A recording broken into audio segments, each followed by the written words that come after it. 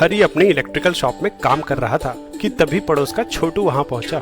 आपके पास स्टेबलाइजर है क्या? पर तुझे क्यों चाहिए? बस आप जल्दी से दे दो। सीलिंग फैन खराब हो गया है और शाम को मेहमान आने वाले हैं। एक पुराना 12 वोल्ट का फैन चलाना है। स्टेबलाइजर तो वोल्टेज फ्लक्चुएशंस रोकने के लिए इस्तेमाल होता है। 220 से 12 वोल्ट एसी चाहिए तो स्टेप डाउन ट्रांसफार्मर ही ऑप्शन है। ऐसा करो, ये डोरबेल का ट्रांसफार्मर ले जाओ। हरी ने छोटू को ट्रांसफार्मर दे दिया, पर थोड़ी देर बाद छोटू वापस आ गया। भैया, ट्रांसफार्मर तो खराब है, फैन नहीं चल रहा, बस आवाज कर रहा है। ट्रांसफार्मर तो ठीक था, रुको मैं चल के चेक करता हूँ। तो छोटू ने पूरी बात बताई। ये काफी पुराना पंखा है जो 12 वोल्ट की सप्लाई पे चलता है। घर में 220 वोल्ट की सप्लाई आती है, इसलिए मैं आपसे ट्रांसफार्मर लेके आया था। हरी एक ही जगह वाइब्रेट कर रहा है। उसे कुछ शक हुआ तो उसने फैन की रेटिंग चेक की। ये तो डीसी फैन है, इसलिए एसी करंट में नहीं चल रहा। DC fan? ये बैटरी से चलने वाला पंखा है जो कि डीसी करंट प्रोवाइड करती है। डीसी मोटर को डीसी सप्लाई से जोड़े तो उस पे कांस्टेंट टॉर्क लगता है। वहीं एसी सप्लाई से जोड़ने पर पंखे पे लगने वाला टॉर्क लगातार डायरेक्शन बदलता रहता है। इस ट्रांसफार्मर से एसी सप्लाई आ रही है, इसलिए पंखा एक ही जगह वाइब्रेट कर रहा है। तो अब क्या करें? एसी को डीसी में बदलना होगा।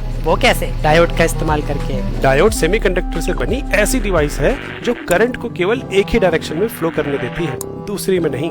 एसी करंट लगातार अपनी डायरेक्शन बदलता है। अगर डायोड को सोर्स के साथ ऐसे लगाएं तो करंट केवल एक ही डायरेक्शन में फ्लो करेगा, दूसरी में नहीं। लेकिन यहाँ तो आधा करंट ब्लॉक हो गया। कम करंट में तो कम पावर मिलेगी ना? हाँ, इसलिए इस सर्किट को हाफ वेव रेक्टिफायर बोलते हैं। पूरा करंट एक ही पोलैरिटी में लाने के लिए फुल वेव रेक्टिफायर सर्किट बनाना पड़ेगा। मतलब जब करंट पॉजिटिव साइकिल में है तो लोड सोर्स के साथ ऐसे जुड़ा होना चाहिए, और जब निगेटिव साइकिल में है तो ऐसे।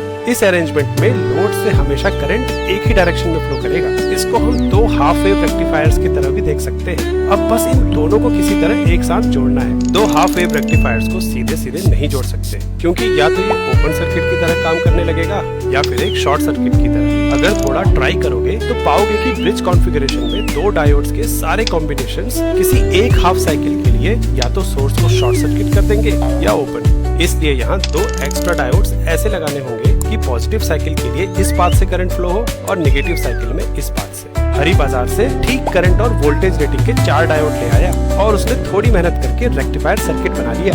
फिर उसे ट्रांसफार्मर के आउटपुट पे लगा के डीसी फैन से जोड़ दिया। अरे वाह, ये तो चलने लगा, लेकिन इसकी स्पीड थोड़ी कम लग रही है। हाँ, और इससे एक वाइब्रेशन की आवाज भी आ रही है। ऐसा इसलिए क्योंकि फुल वेव रेक्टिफायर का आउटपुट अभी भी परफेक्ट डीसी वेवफॉर्म नहीं बना रहा है, बल्कि हर साइकिल में 2 बार इसकी वोल्टेज 0 हो रही है। तो इसे ठीक कैसे करें? एक वोल्टेज स्मूथिंग कैपेसिटर को पंखे के पैरेलल में लगा के। अब ये कैपेसिटर वोल्टेज को स्मूथ कैसे करता है, ये तुम कमेंट से बताओ।